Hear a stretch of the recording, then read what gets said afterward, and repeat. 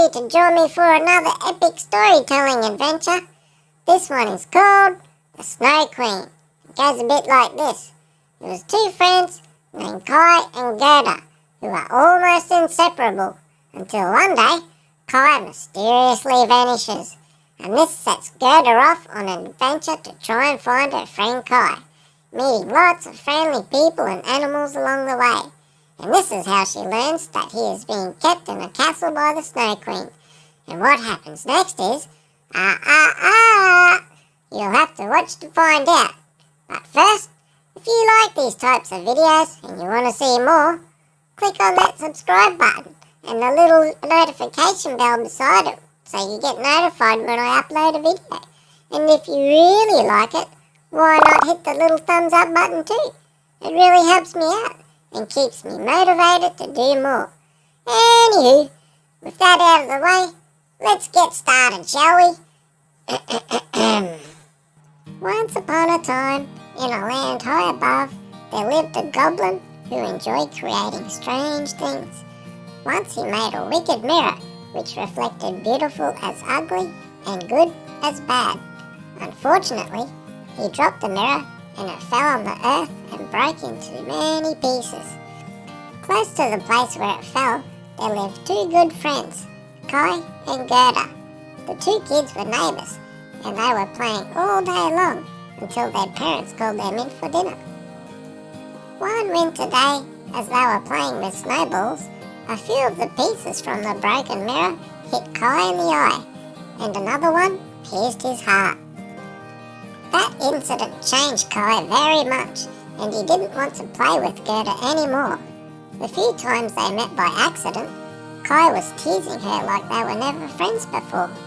His attitude was completely strange, and Gerda couldn't understand him at all, but she believed that he would come back to her sooner or later.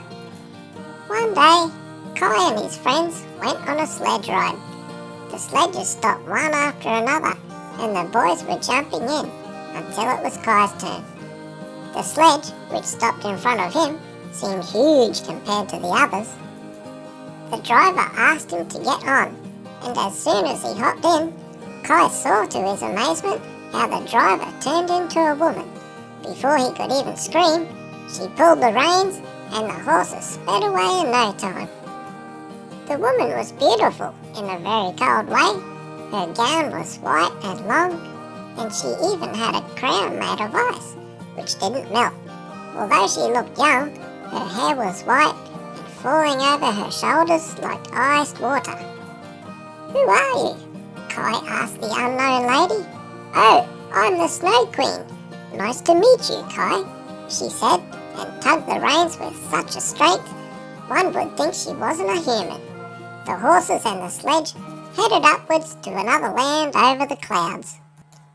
Kai's friends got very worried when they couldn't find their friend at the end of the ride.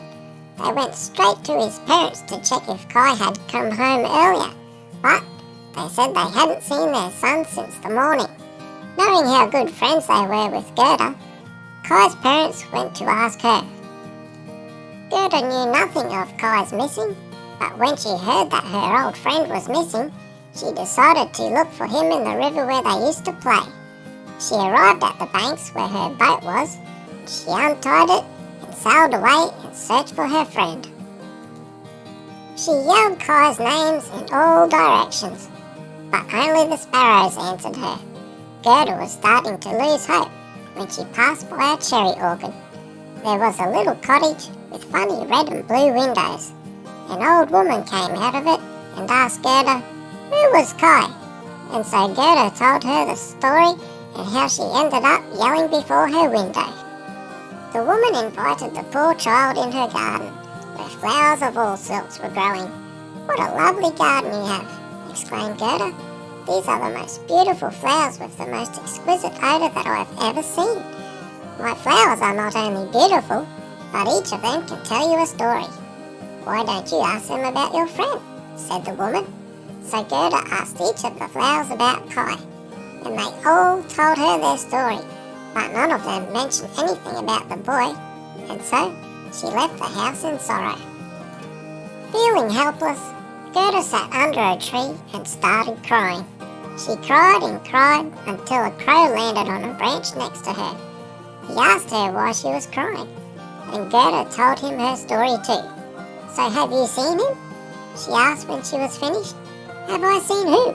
asked the crow. "Kai," said Gerda impatiently. "Oh, yes. I may have seen a boy who looks like him in the palace.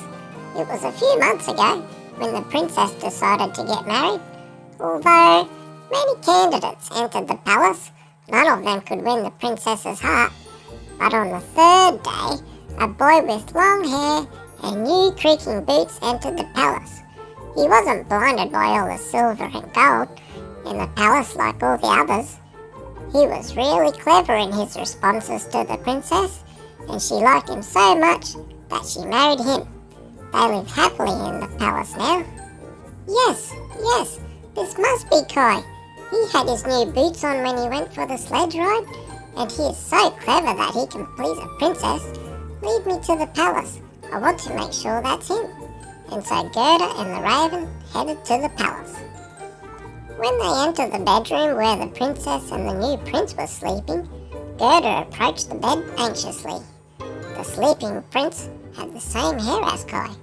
He rolled in his sleep and thus turned his face towards Gerda. She sighed in relief because it wasn't Kai, but another boy. As happy as she was that Kai had not married another one, Gerda left the princess's place saddened because she hadn't found her friend yet. Wandering in the woods in search for Kai, Gerda came to a robber girl and her reindeer.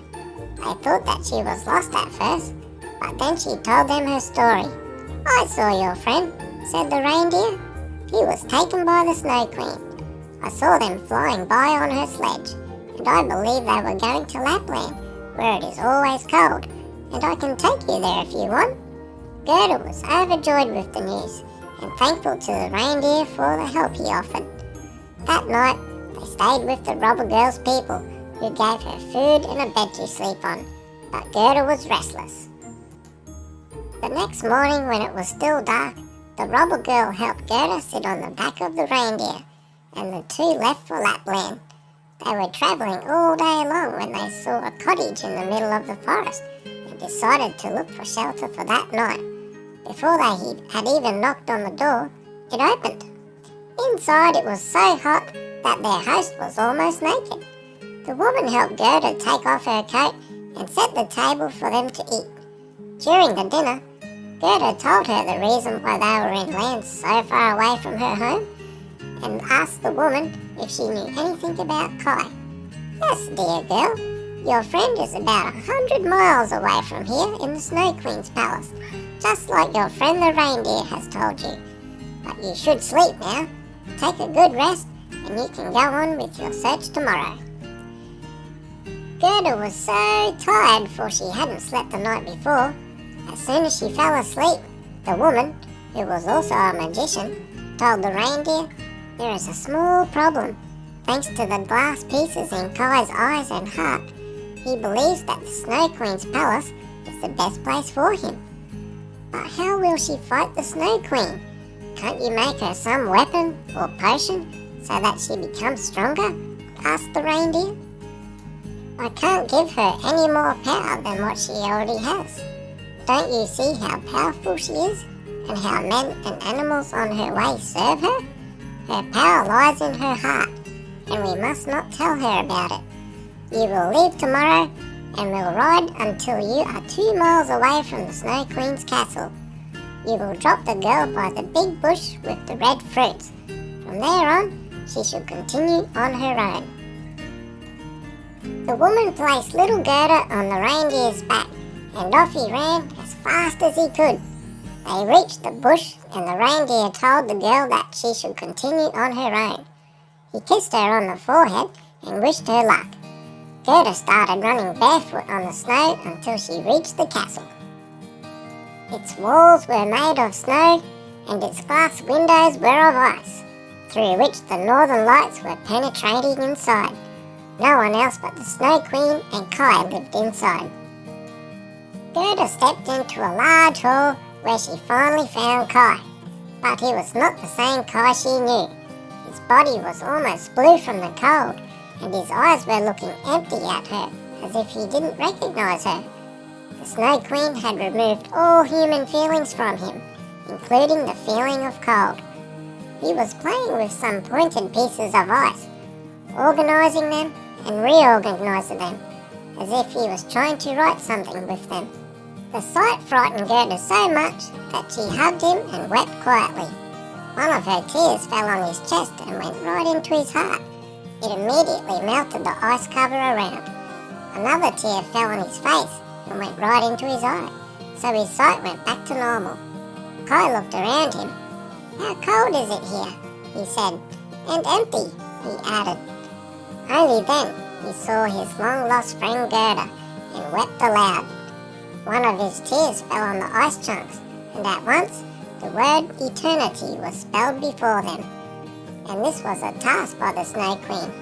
She had promised to set him free if he could solve it, but he couldn't because of the crystal in his eye.